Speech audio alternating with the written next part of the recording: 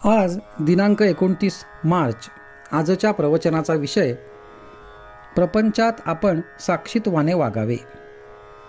सत्य वस्तू ओळखणे हा परमार्थ आणि असत्य वस्तूला सत्य मानून चालणे हा प्रपंच होय. आपल्याला वस्तू दिसते ती खरी असेलच असे नाही, पण ती मुळीच नाही असे मात्र नाही. ती काहीतरी आहे. एका दृष्टीने सत्य वस्तू अशी आहे की प्रत्येकजण जे गुण त्या वस्तूला लावतो ते सर्व गुण तिच्या ठिकाणी आहेतच, शिवाय आणखी कितीतरी गुण तिच्या ठिकाणी आहेत, म्हणून ती निर्गुण आहे. दुसऱ्या दृष्टीने ती अशी आहे की प्रत्येकजण जो गुण तिला लावतो तो कल्पनेनेच तिच्या ठिकाणी आहे असे आपण म्हणतो, म्हणून ती वस्तू गुणांच्या पलीकडे आहे. या अर्थाने सुद्धा ती निर्गुणच आहे.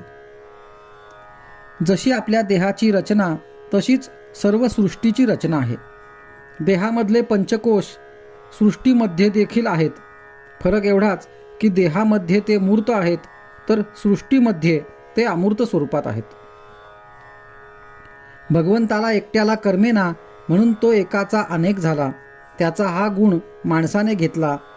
आपण हौसेसाठी आपला व्याप वाढवितो, पण फरक हा की भगवंताने व्याप वाढविला तरी त्यामध्ये तो साक्षीत्वाने राहिला आणि आपण मात्र व्यापामध्ये सापडलो.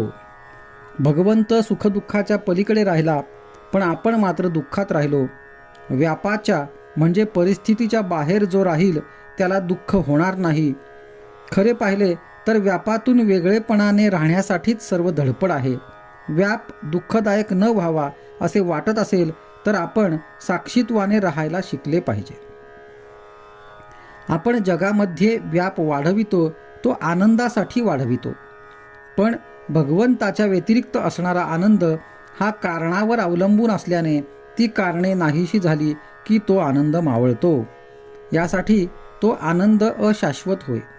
म्हणून खरा आनंद कोठे मिळतो ते पहावे. जगणे म्हणजे शरीरात चैतन्य असणे होय.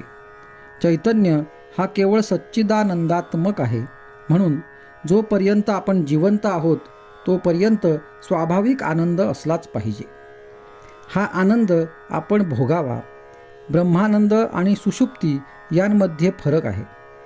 ब्रह्मानंद हा आहेपणाने आहे, तर सुषुप्तीचा आनंद हा नाहीपणाने आहे. आपल्याला झोप लागली की काय जाते आणि जागे झालो की काय येते हे नित्याचे असूनसुद्धा आपल्याला कळत नाही.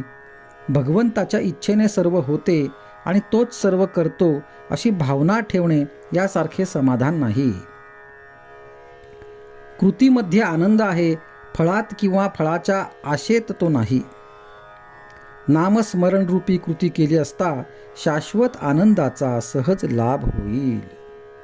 आजचा सुविचार, भगवंताच्या स्मरणात कर्तव्य केले की जीवनात आनंद उत्पन्न होतो.